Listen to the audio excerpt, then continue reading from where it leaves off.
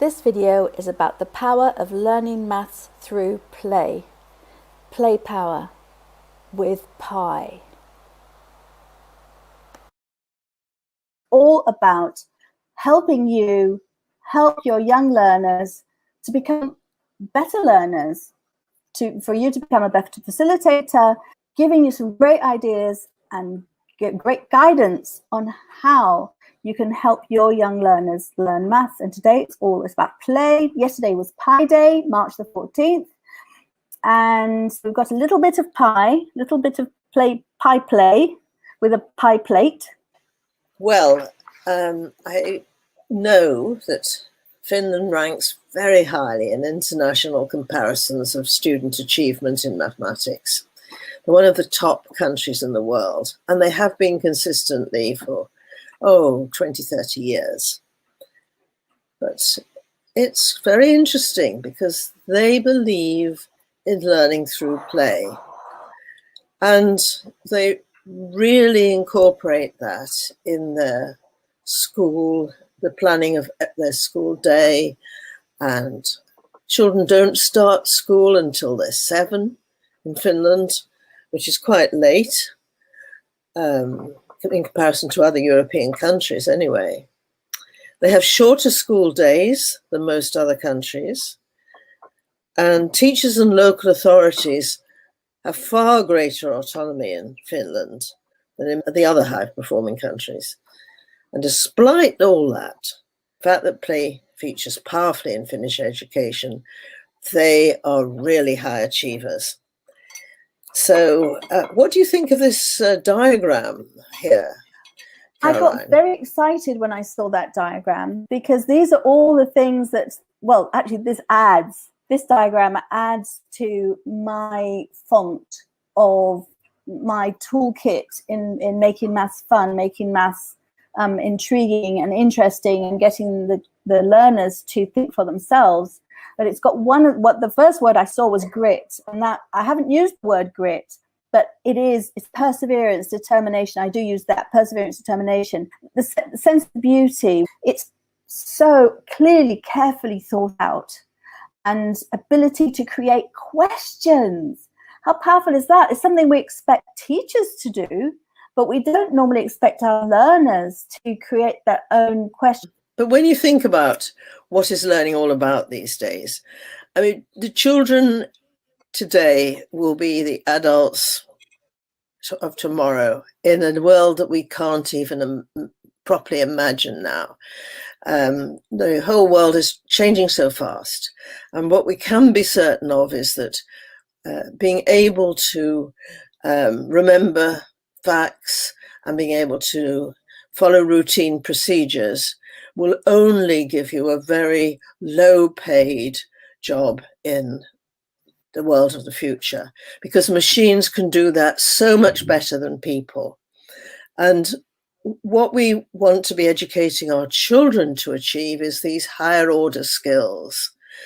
And what this is built, this diagram is built around, it's described as building blocks of playful learning. And it's learning those skills that the children are going to need in life. If they're teenagers now, it's going to come up sooner, but if they're small children in primary school, they may have 10 or more years to go before they're out there in the big wide world. But for all of them, these life skills are hugely important. Now, Caroline was talking about the ability to create questions. Well, what we want people in the important jobs and in their homes too to be doing in the future is problem solving. The routine things will be done by computers. Human beings need to be creative, and they need to be able to ask questions about what do we need and how are we going to achieve that? What's important in this process that I'm doing in my work, or I'm a doctor trying to cure a patient, or whatever it is.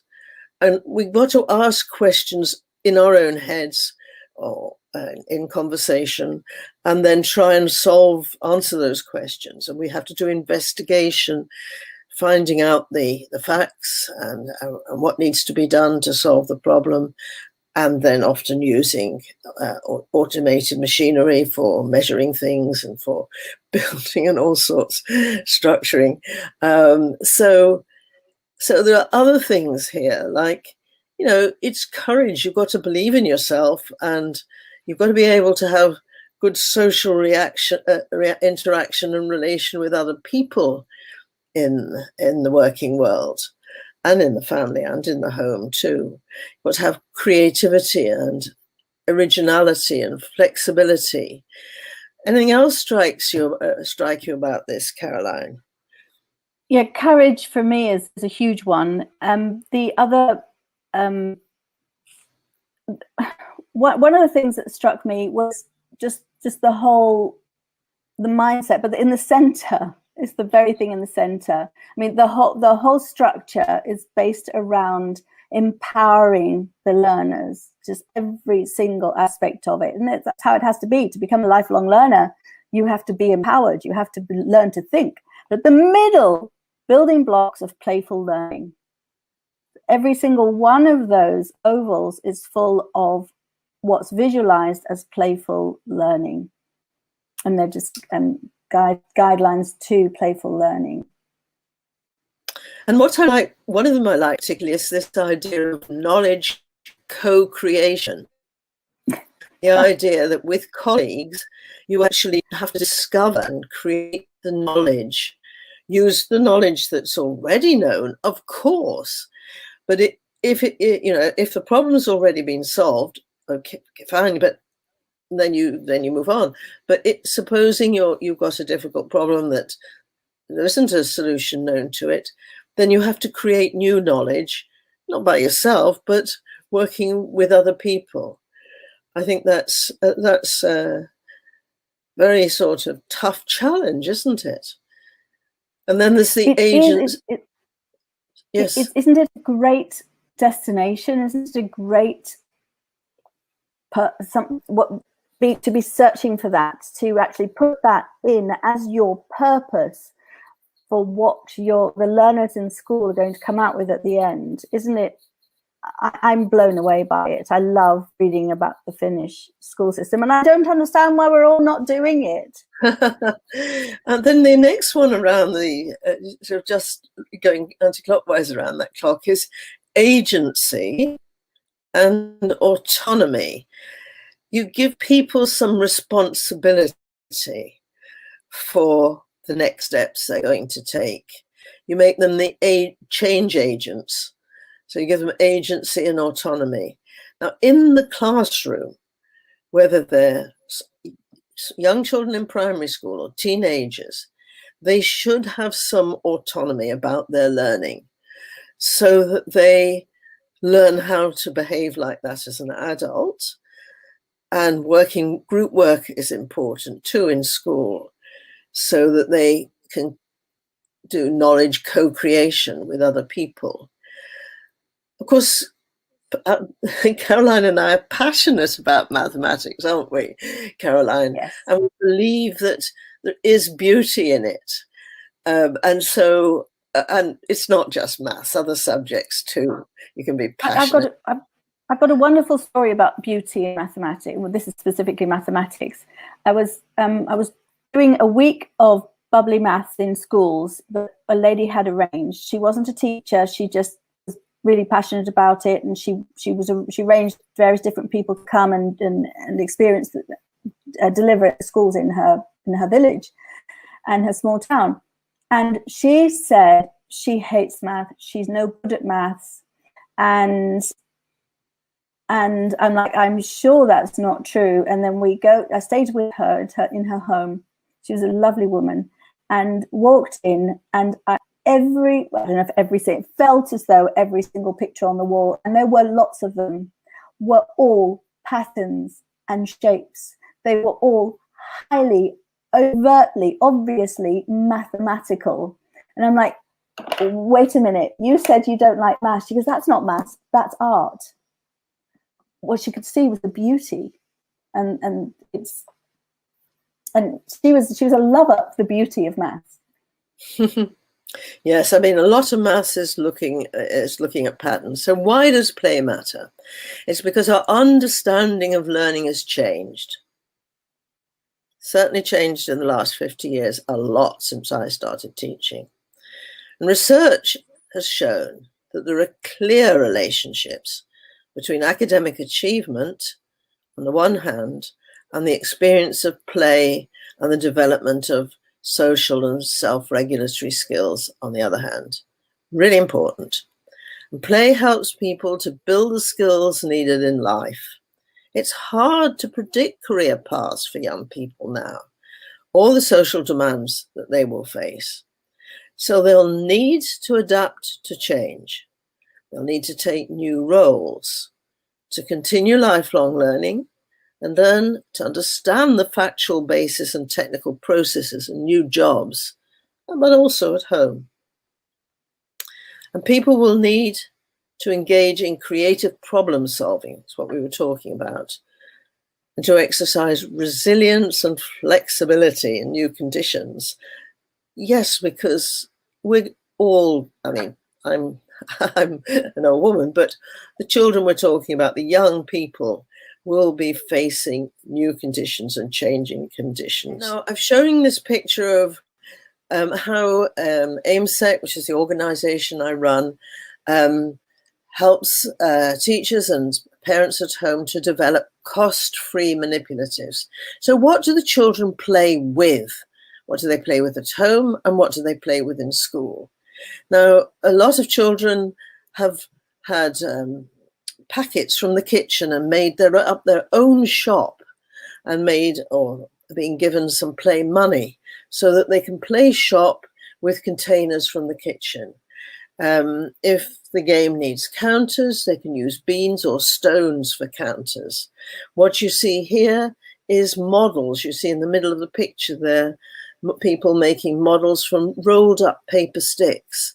Down on the left, you see a packet from the kitchen, and that's to learn about that particular shape, which is a cuboid, but in a maths lesson. But as I explained, toys don't have to be expensive things you buy. They can be items that you would throw away otherwise, containers, perhaps plastic containers that you would throw away that can be used for water play, all sorts of objects that are found around and don't cost very much. Now you see in the picture there the answer to what is the number pi and explain it. So here you see this picture. Anna's got a plate, and some string. The first thing she's going to do is to wrap the string around the plate and cut it off so that the length of the string is exactly the length of the distance we call circumference. Tell me when you've done that, Caroline. Let me see. I'm going to start it there. I actually didn't think about that. I should have got some tape. So anyway, I'll go around like this, and I'll hold it, and I'll hold then cut it. the string so that you have a piece of string which is the length of the circumference.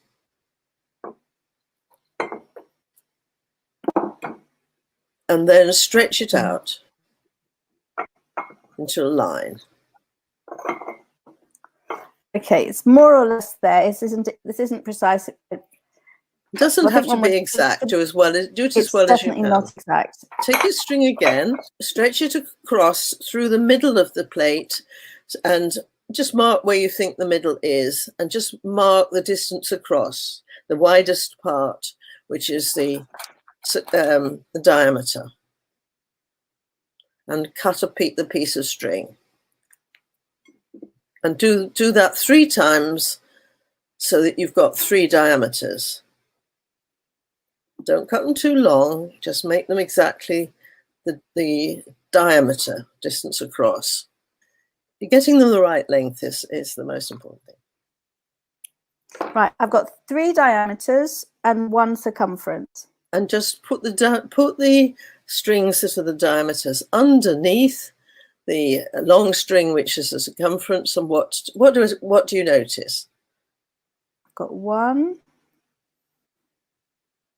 to there, and then I'm going to continue this one there and keep going. And then I'm going to move the plate out of the way so that you can see better. And then I'm going to add the third one where that last one left off. And oh my goodness, they're almost the same length. But just a bit less. So just a bit less. So that what we've learned is that the number pi, which, well, this is how pi is defined. It's a ratio of the circumference to the diameter of a circle. And it's just a bit more than 3. The circumference is just a bit more than 3 diameters. And your learners, your children, your students should do that themselves, or at least in pairs, just what you've seen Caroline do. There's a lot of interesting facts about pi. I put a few here on the screen. The number pi is just a bit more than 3. It's 3.141 something, something, something, and on it goes. And so March, which is the 3rd month, the 14th March the 14th, which was yesterday, we'll call Pi Day, or it was also called the International Day of Mathematics because of this number pi. It also was Albert Einstein's birthday, coincidentally. Now you might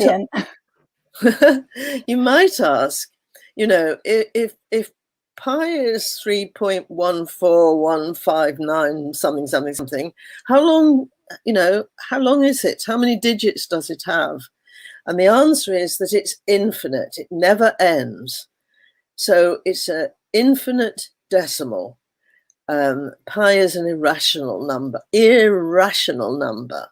It cannot be written as a fraction. No way. Now, I think some of you are thinking, oh, but pi is 22/7. Sorry, folks, it is not. Absolutely not. It's 22/7 is an approximation to pi. It's pretty close to pi, but it isn't pi. And I think a lot of people will have learned that pi was 22/7 in school, so they learnt something that was false. Okay. A rational number is a number that you can be expressed as a fraction with 2 whole numbers, whereas an irrational cannot be written as a fraction or a ratio of 2 whole numbers. Therefore, it is irrational. Pi was a ratio of the circumference to the diameter. When you work that out, it's not the ratio of 2 whole numbers, as Caroline so rightly said. What we know about pi is that it's an infinite decimal expansion. There are no patterns, so it's very difficult to memorize. And so people try to compete about remembering how many digits. Bit of a crazy thing to try. Crazy people. Yes. Pi comes from the Greek letter P, which stood for perimeter, because it's the ratio of the distance around to the diameter. It's which is the 16th number in the Greek alphabet, and it's been known. Human beings have known about pi and have known that it's an irrational number, and then known that it's a little bit more than 3 for almost 4,000 years. Might not have used the language we use today, but they knew about pi. Archimedes of Syracuse, and this is a good story, but it's supposed to be true, that he was so engrossed in his mathematical work that he didn't notice that Rome had been conquered that the Romans had conquered Syracuse, and a Roman soldier came up to him and yelled at him in Greek, and he yelled at the the soldier in Greek, don't touch my circles. Well, it probably wasn't circles. He was probably like my husband, engrossed in some mathematics, and he didn't want to be disturbed. And the Roman soldier simply cut off his head and went on about what he was doing. So we want to talk about free play, and we want to talk about play that is led by other children, other young people. We want to talk about rule-based activities as opposed to free play, but they're both important. They both have their place, and we should have time for each of them. And investigations that leads to problem solving. Now you see some nice pictures here of, well, the top one there is free play, little children playing with water in the 3 tubs there. One of the little girls has got into the tub. You see they've got some containers that they can pour water from. It's free play with water, and other free play is really, really important. There's a lot about measurement. That is, you learn from that sort of activity, measurement of capacity, volume and capacity.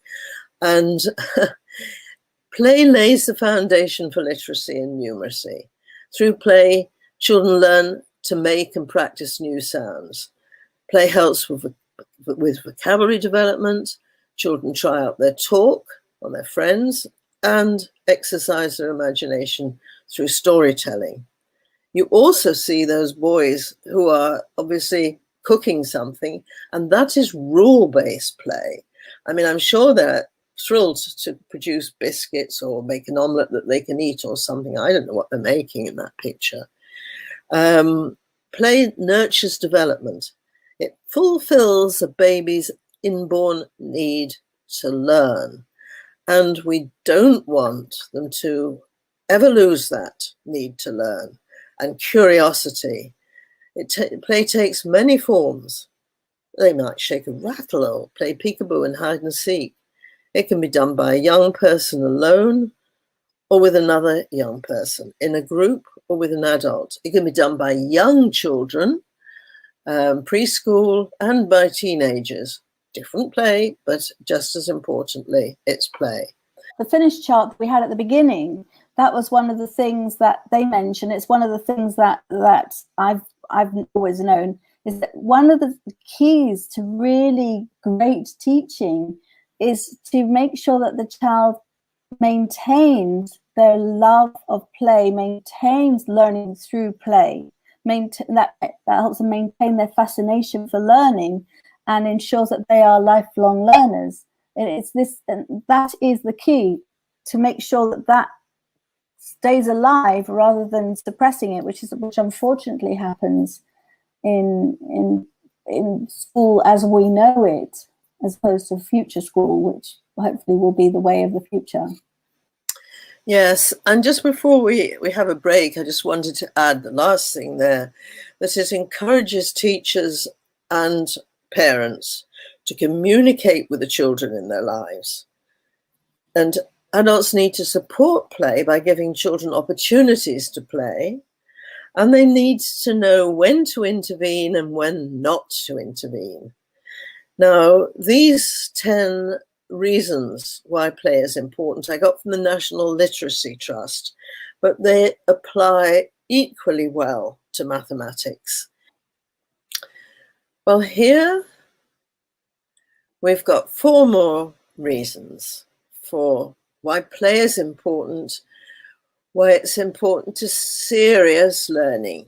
It should be enjoyable, but it's serious learning. We are talking about high achievement in mathematics, higher achievement because there's more to learn these days than there used to be, because knowledge is increasing at a really fast pace.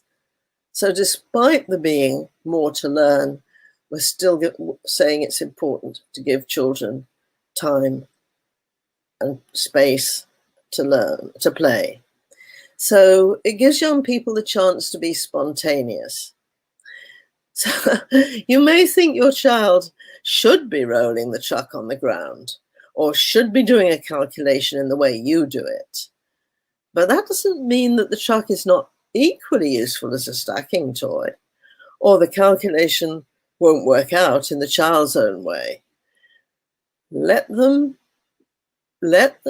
have some freedom to invent their own methods and what they do. And of course, there is a place for guidance, but that should never be constraining. What do you think, Caroline? Well, I love the balance games where you literally buy something with arches where you can balance. But I know my grandson likes to balance anything, and there's a challenge on how he can make it. Well, that is a great developmental game, and absolutely uses trucks and the more difficult it is to balance, the more interested he is in doing it. So, and that also develops the mindset of wanting to have a challenge and wanting to be able to overcome the challenge or to complete the challenge, which is a really great state of mind to be learning in. And play also gives children choice. Having sufficient access to play outdoors in open spaces and near trees, and having objects to play with or activities to choose from, that'll allow children to express themselves. And different children will do that in different ways. I saw a little girl playing just outside here. I live in a flat, so we've got communal gardens. And she was talking away to her teddy bear.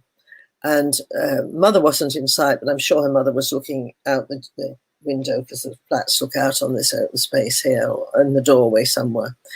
And she sat her little teddy bear on the branch of the tree, and she was still talking to him. And then she moved the branch and he fell off. It was all part of the play. I don't know what that was about. Play gives children space to practice physical movement. And it's not just that with the choice as well. This one includes the space.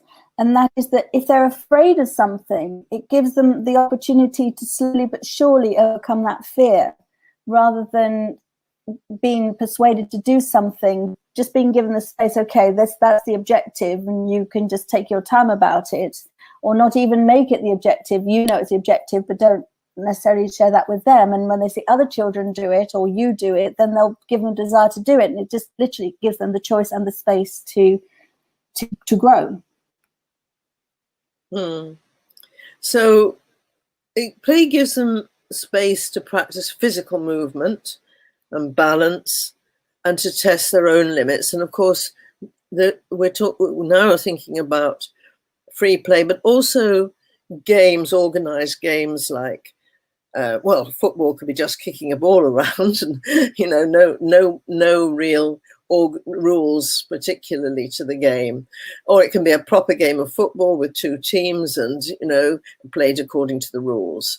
And of course there are many different physical activities, from swimming and other games, many other games and sports, and playing on a trampoline or whatever it is, where they're learning quite a lot about the world around them as well, and also about interacting, all those social skills, and also how to be involved in something and do your part as one of a team.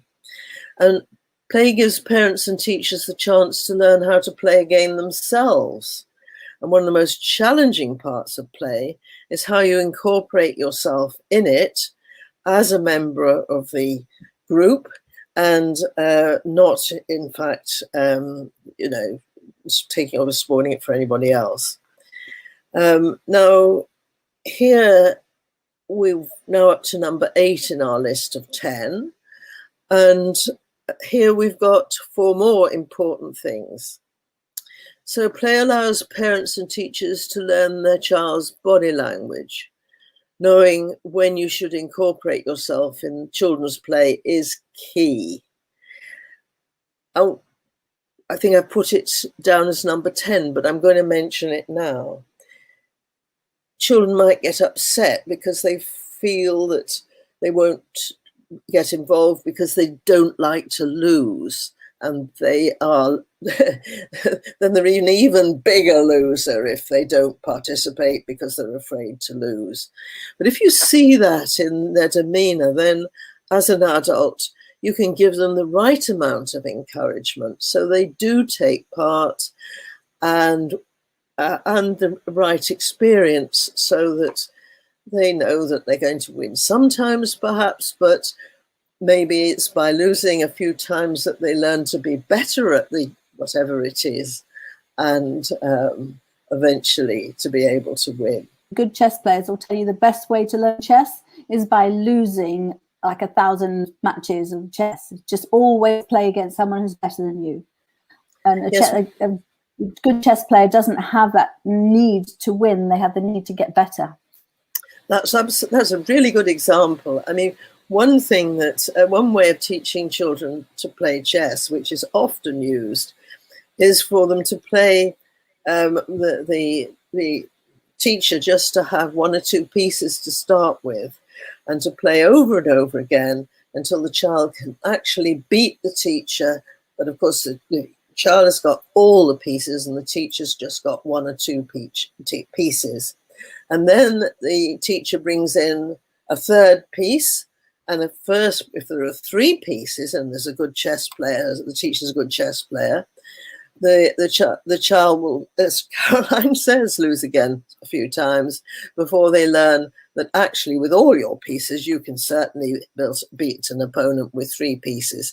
And so it goes on. So you're giving the child, you as the teacher are not playing badly, you're playing well, but and you're showing them how to play well, but you've only got a limited number of pieces even from the start. And so the child doesn't keep losing. They keep getting to a point where they can now win, and then you step up the challenge, and so they go on to learn more. So play teaches parents and teachers emotional intelligence, patience, and understanding, because you need that as a teacher and as a parent. You need all those things, and so do the children. And if you do choose to join in the child's play, you should make sure that you don't try to take it over and force incorporation of your objectives into their play. Although as a teacher, that has to be how it happens. Eventually, that shouldn't upset the children. They should be wanting to learn and wanting you to, at times, give them, a bit of a lead as to what they should do next by asking them to think about the next steps.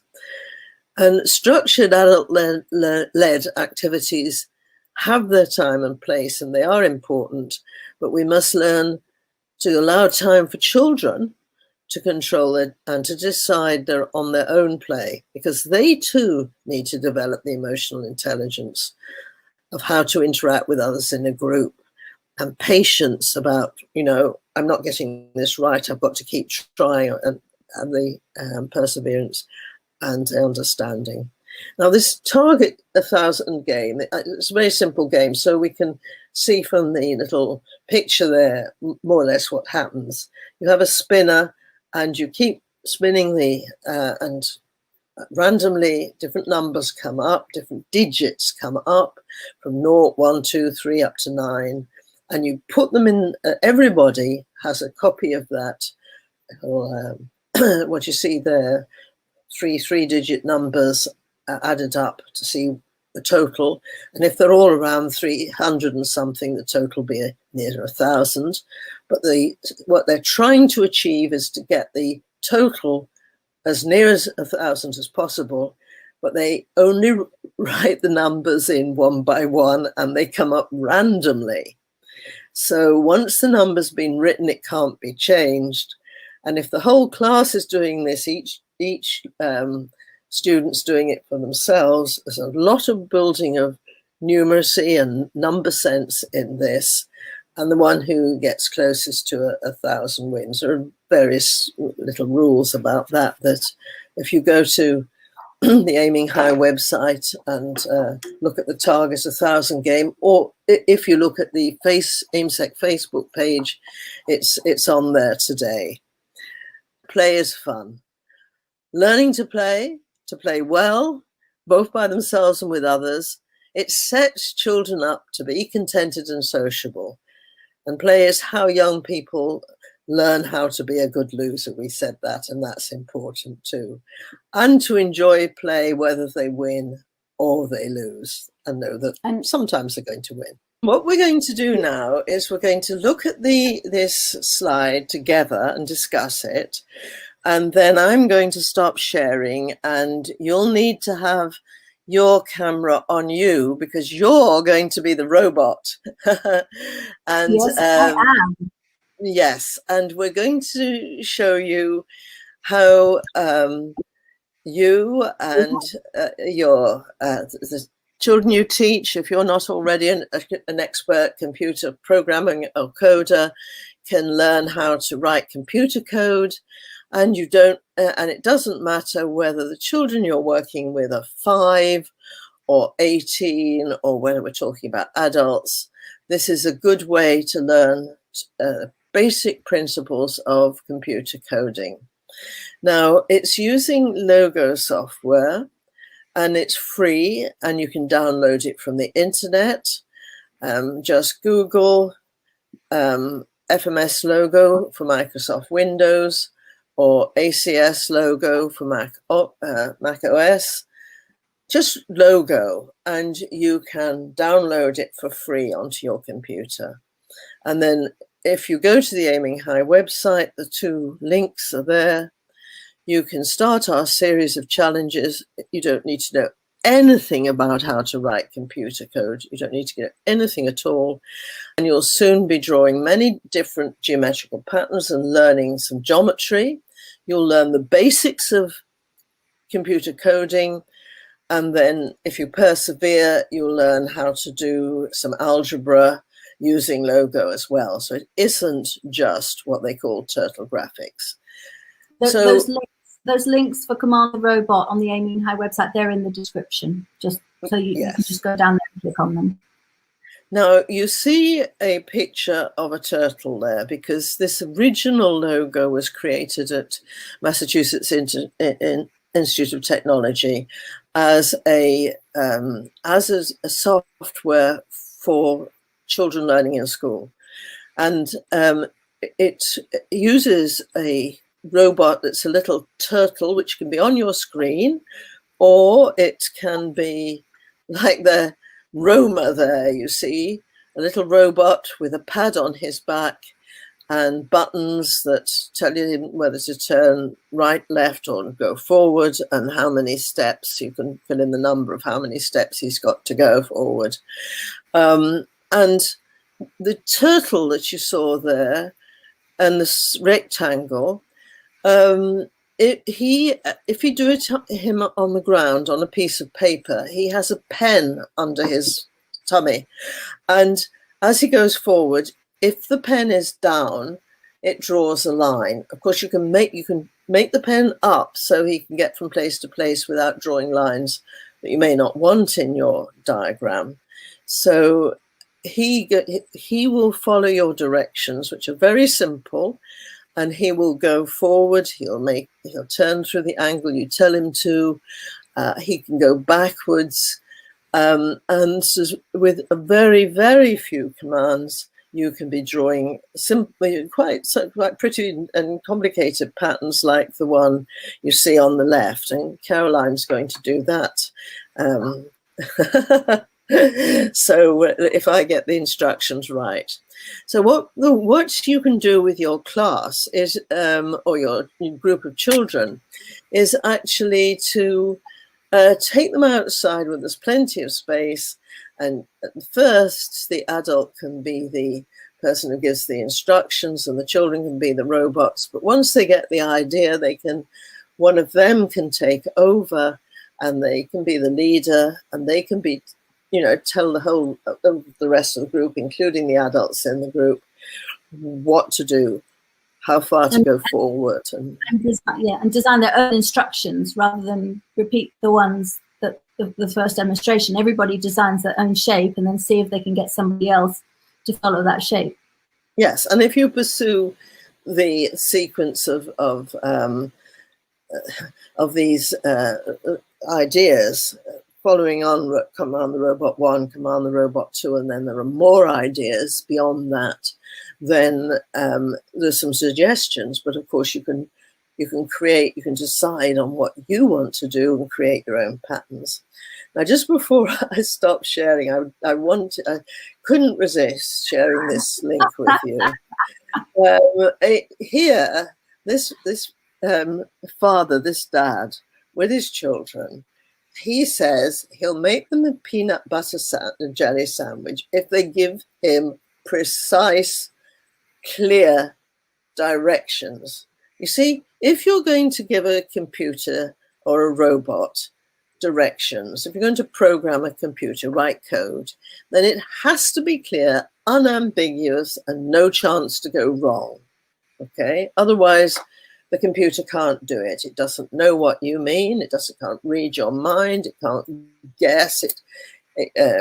So this is an absolutely hilarious video, because the children think they're giving good instructions, and the father does exactly what they have told him, and it all goes wrong time and time again, because their instructions are not precise.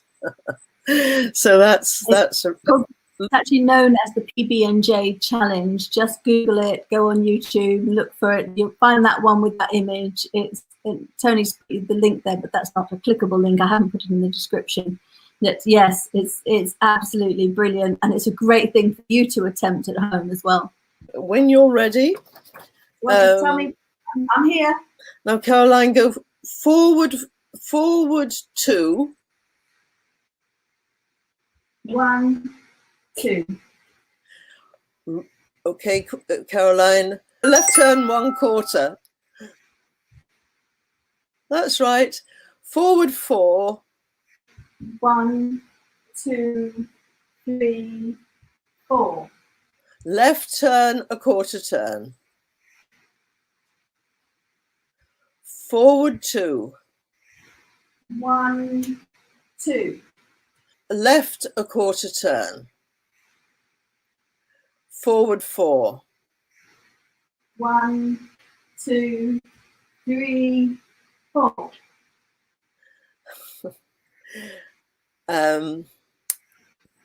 Left another 1/4 turn. What shape did you go around? I did a rectangle that was 2 by 4. And you've ended up facing the direction you were when you started. And my directions weren't terribly clear, so well done, Caroline. I just refused to move. Computer said no if it was confused. So it forced you to give me clear instructions. Okay, now it would be much easier if we had more space, but we're doing well. Okay, let's have a go at this, Caroline. So okay, so what I want you to do is forward 4. 1, 2, 3, 4. Left 1/4 turn. Forward 4. 1, 2, 3, 4. Left 1/4 turn. Forward 4. 1, 2, 3, 4. Left 1/4 turn. Forward 4. 1, 2, 3, 4. Left 1/4 turn. Now you've gone round a square. Yes? 4 by 4 square. Yes. Okay. Right. Now, let's see if you can do a bit of a zigzag. Okay, Caroline. Okay. So what I want you to do is to go forward 1. 1. Forward 1, right? Another one. Yes. Left 1/4. Left 1/4. So a forward 1. Yes. Left. Forward 1. Left 1/4 turn. Forward 2. 1, 2. Right 1/4 turn. Forward 2. 1, 2. Left a quarter turn. Forward 2. 1, 2. Right a quarter turn. Forward 1. Right a 1, quarter turn. Forward 1. 1. Right a quarter turn. Forward 2. 1, 2. Left a quarter turn. Forward 2. 1, 2. Right a quarter turn. Forward 1. 1. Left a quarter turn. Forward 1. 1. Left a quarter turn. Okay, I can do left. Now, Caroline, you have just done the square. I don't know whether the people watching you were able to see it, but you did extremely well, really well. And you did a square with the zigzag pattern inside it that was on the screen, on my screen. Oh, we can't see that. We can't see your screen. Well, I know, but they saw it before. Oh, okay. Right, okay, so you managed to give me the instructions, and I managed to follow them that duplicated the pattern you had on your screen. Yes, if we'd done this with a group of children, I mean, you know, they could see the pic. They might do it by seeing the picture, and then giving the instructions so that the children who are acting as the robots trace out the picture. Or they might do that on their computer, and they will watch it being drawn as they type the instructions into their computer. If they do it on their computer and it goes wrong, it doesn't matter, because they can quickly change it. By making mistakes, it's a beautiful system, but by making mistakes, they learn from those mistakes by putting them right. And that's really the most important way that people learn to be good computer coders. Yeah.